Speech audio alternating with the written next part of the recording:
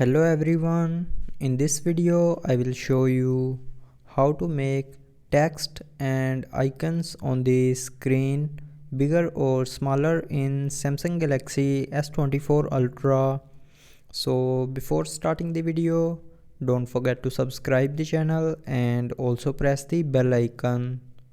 So first of all, open settings.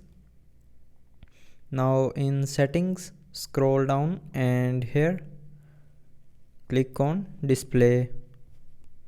Now in display, scroll down and here click on screen zoom, and here you will see a screen zoom slider.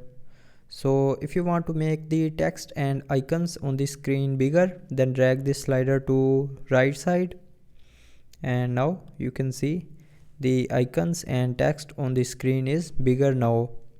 And if you want to make these icons and text smaller, then drag this slider to left side, and now you can see the text and icons are smaller.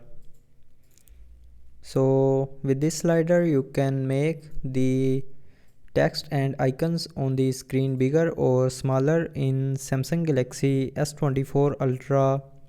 So I hope you liked the video. Thanks for watching.